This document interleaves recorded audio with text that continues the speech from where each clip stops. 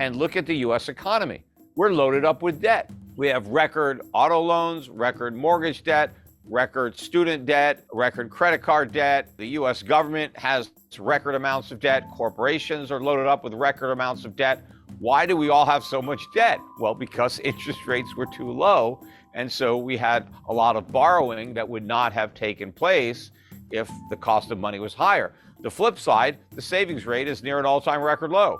Most Americans don't have enough savings just to cover, a few $100 emergency expense that comes up. How did America go from a nation of savers to a nation of profligate spenders? Well, low interest rates. Peter Schiff said that the U.S. economy is loaded up with debt higher than ever. Cheap interest rates in the 2020 era have encouraged many companies to take out massive loans that caught themselves up when the party is over and the Federal Reserve finally raises it.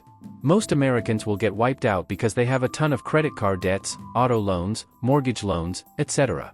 They don't even have $400 to cover emergency expenses if something bad happens, let alone have a saving for a rainy day or for the future of their kids.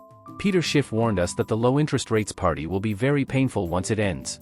Stocks like Tesla went up to the roof, and sure anyone remembers that in April 2021, Bitcoin went to $60,000. A bunch of my friends bought it and lost their savings. Now the cheap rates era is over, the Fed has raised the interest rates fastest in history, from 0 in March 2022 to 5.25% in September this year.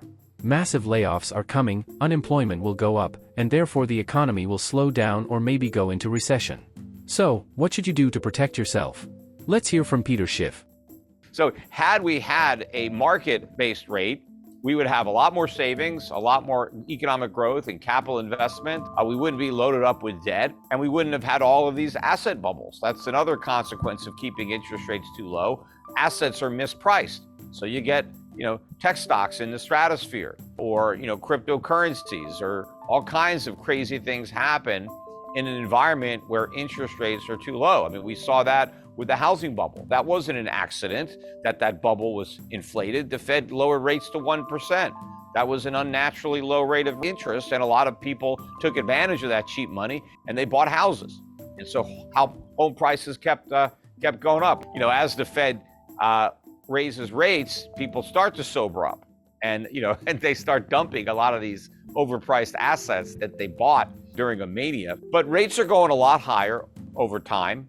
And in reality, even though we've had all these rate hikes, interest rates are still below the inflation rate. So we're still encouraging people to borrow by providing them with a negative rate. And so rates are too low. Rates need to be positive.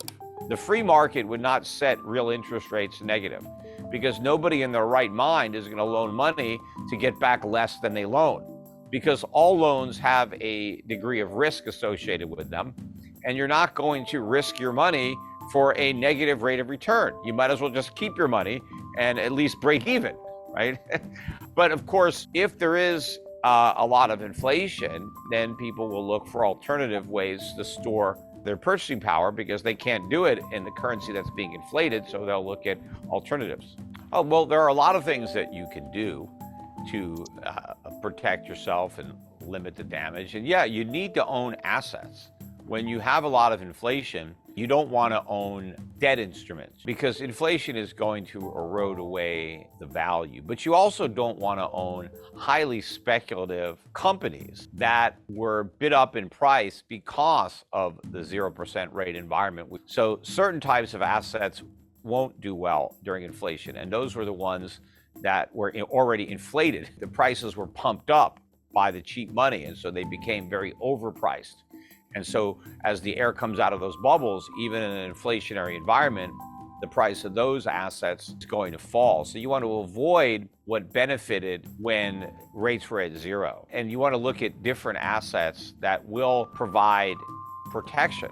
Because one of the things that inflation does, other than act as a tax for the government, because that's how the government generates the income it needs to pay for its spending. We just had that $1.7 trillion spending bill. Nobody's taxes are getting raised to cover those costs. So everyone's going to pay the cost through higher prices. But also, when you have inflation, you transfer wealth from creditors to debtors, because the people who loaned money, when they get paid back, they're not getting paid back the same value that they loaned. The flip side is the people who borrowed money, when they have to repay the debt, they're not paying back as much value as they originally got. If you look at a stock, for example, there are stockholders and there are bondholders.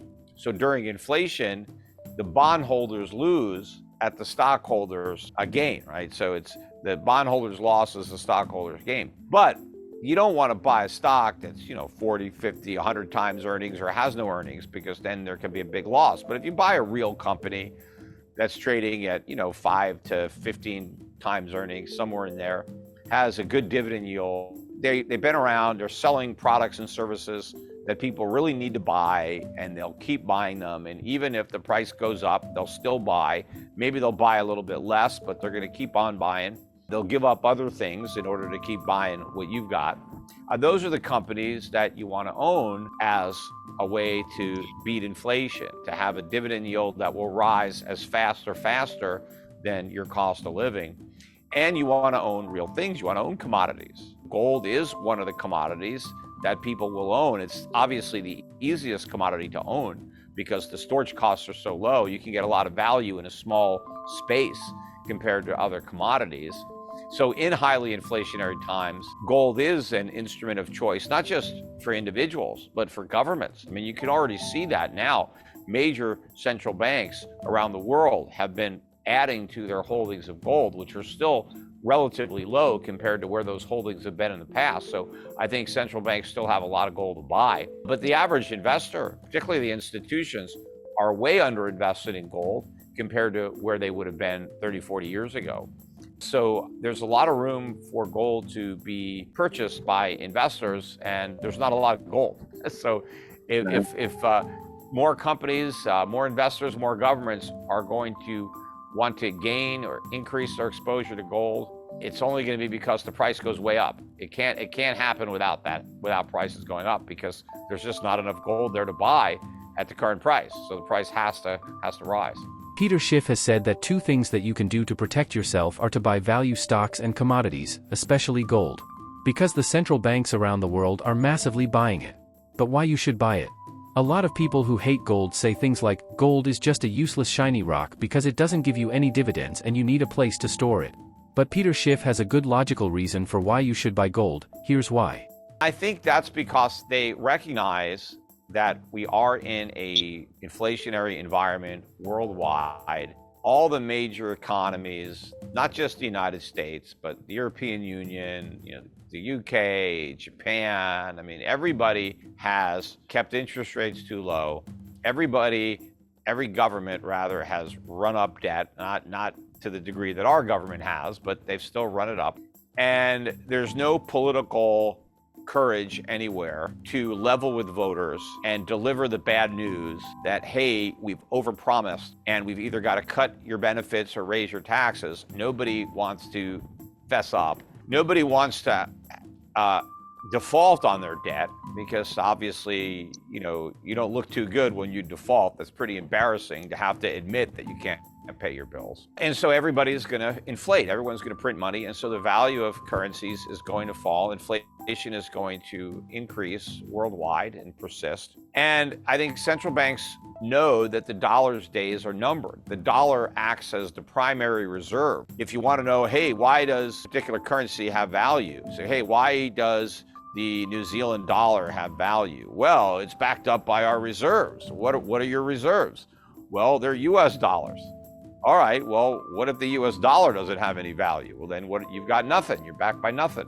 But I think these central banks recognize, okay, if there's going to be a dollar crisis, a loss of confidence in the dollar, then this could be a crisis in the monetary system.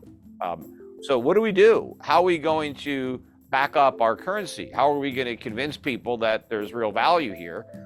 Well, let's back it up with gold. Let's have gold reserves, because that's real.